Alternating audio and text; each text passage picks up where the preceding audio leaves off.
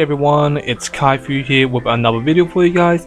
Today's video will be my top 5 cards from Valhalla cluster that shouldn't be reprinted in this current format or in this current time due to it being very overwhelming or overpowered, or in general there's a lot of exploit within these cards. I would like to do a top 10, but however a lot of cards in the Valhalla cluster isn't very overpowered, it's just very underwhelming in general besides the rules itself. And a lot of the rules is very good but isn't crazy to the point that I would consider overpowered, but just very good in general. Now the reason for this video is because Force will tend to reprint a lot of cards, and some cards from the Valhalla cluster might be reprinted. Examples such as Bonsai Tank and Aqua Magic was reprinted in the first Wingolf set. Other than that, let's get on with the video itself. Number 5. Sprout of the Treasure Tree. Now Sprout of the Treasure Tree is a very powerful card and so on, but however a lot of you guys saying, well, why isn't number 2 or even number 1? Well, from my point of view, I say it's number 5 because it's good, but depends what plays you do after to make it very powerful or overwhelming. Now for those that don't know, Sprout of the Treasure Tree, what it does is that by discarding one win card from your hand when it comes to play or enters the battlefield, produce 3 green wheels, and obviously it's very powerful for mana ramping. But however, unless you make a big follow play after this ramping, it doesn't make any difference, because for example, unless your judgment play is very powerful, for example as Diablos and so on, Tree of the Treasure Tree isn't that crazy. Well, it is crazy, but it's not that powerful to the point that it's gonna be, oh, he has this card and I can't do much to bring ramping and so on, because it eats a lot of cards from your hand. And obviously once Sprout will become on the battlefield, you will be discarding one card and then you can be making a follow play from your hand. You're eating 3 cards from your hand unless those 2 cards you have left it's okay to have, and obviously you have some way to repunish your hand, then sure, it'd be overwhelming. But if you can't repunish your hand, then obviously it doesn't make a difference. Now it does have another active ability, which is destroy a card in standby area, which is kind of relevant now because of the stealth resonators and obviously standby cards being very popular. But other than that, I don't see, well, I do see a big power play from Sprout of the Treasure Tree, but again, you need to make a big follow play. Other than that, it just doesn't do much besides ramping. Number 4. Indigo Siren. Now a lot of you guys be wondering why Indigo Siren is better than Sprout of Treasure Tree. It's because Sprout Treasure Tree needs a combo or a follow-up after it. Indigo Siren can do something by itself without having another combo piece.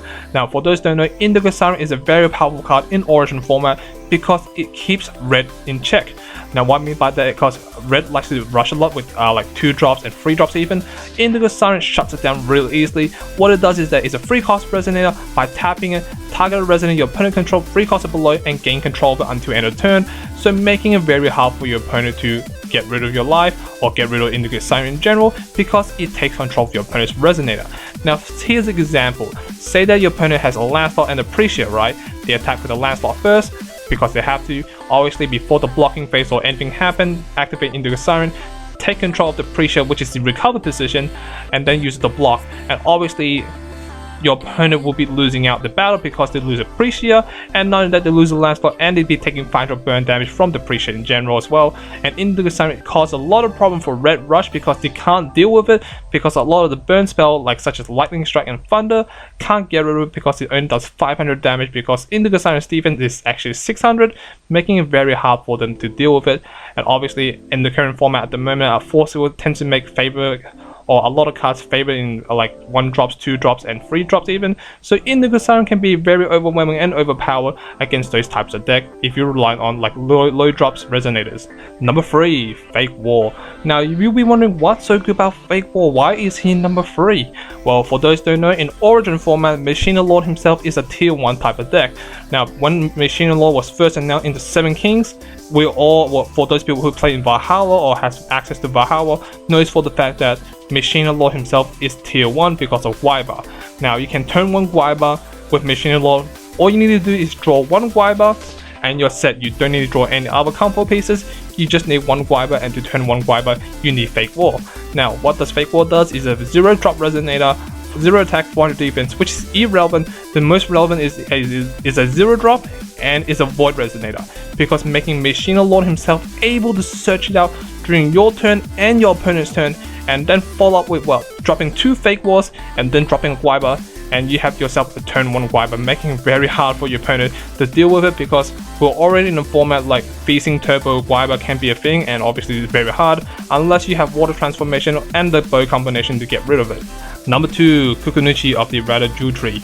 Now, Kukunuchi is a very powerful card. Now, just for those who don't know, Kukunuchi in the original text from the Japanese card from 2012, it says that both players have unlimited hand, and I don't know how Enforcer will have errata it from at the beginning of the end phase draw until you have 7 cards. We don't know how that happened. We all know that it went from unlimited hand to draw until you have 7 cards, which is a huge difference and a huge power creep from that point, and a big errata as well. Now, because of that, it replenishes your hand, so you can play very recklessly and so on. So you can recklessly, oh, I could use this card, use that card, use this card, and don't even worry about it, because at the end of the turn, I'll replenish my hand with full advantage once more. And if you're able to protect Kukunuchi in play, it's very hard for your opponent to stop those free advantages you're getting. Example, if your opponent is playing Stony of Death or Case of Death or some kind of kill spell, most of the time you might have a cancel spell or Zeke the Ancient Magic to protect it. So making it very hard for Kukunuchi to get destroyed in general, and has 1500 defense, so it's very hard to kill in battle as well.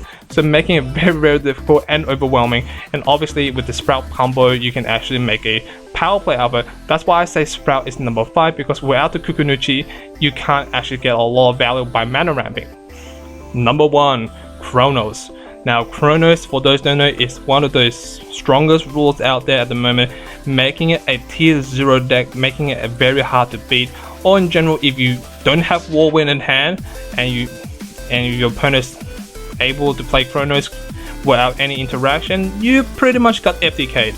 Now, the reason I say this is because Chronos has a lot of powerful abilities to not deck your opponent out, but to first turn kill you with like 40 Thunder Strikes or Lightning Strikes. Now, you'll be wondering, how does this deck 40 Lightning Strike you?